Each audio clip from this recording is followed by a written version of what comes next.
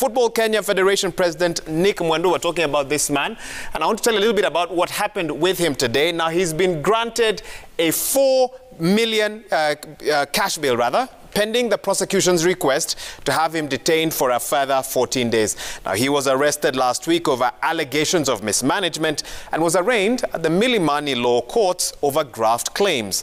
No charges were read out to him, but the court was barred, or has barred him from accessing the FKF offices, speaking to the media, or contacting FKF employees. Meanwhile, the world governing body, FIFA, has threatened to suspend Kenya from international football if the country does not speedily resolve the impasse. In the meantime, Sports Cabinet Secretary Amina Mohammed is expected to meet FIFA officials sometime this week. The embattled Football Kenya Federation president was brought to the court precincts as early as 8 in the morning. Wearing a white shirt and broken grey suit and a face mask, Mwendwa appeared unpleasantly bothered by the turn of events since the weekend. His hands cuffed, the FKF president was ushered to the dock in this outdoor courtroom some minutes after 9 a.m. Your Honor, the law and the Constitution are being flouted. The charges against him were not read out, as the prosecution applied to the court to have Mwendwa remanded in custody for a fortnight in order to enable detectives finalize investigations. That is why my two grounds for praise for the respondent is detained. It's basically interference, which I've demonstrated is real.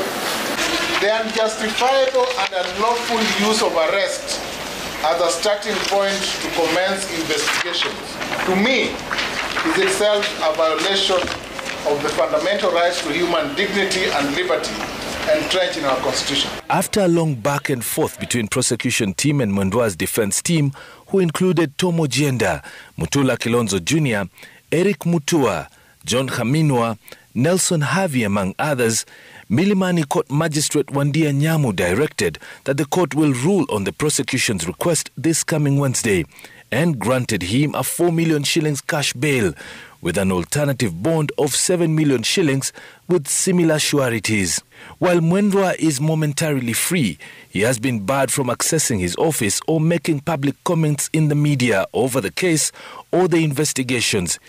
He has been directed not to attend any football-related activities, including Monday's football match between Harambee Stars and Rwanda, which was played at the National Stadium earlier today.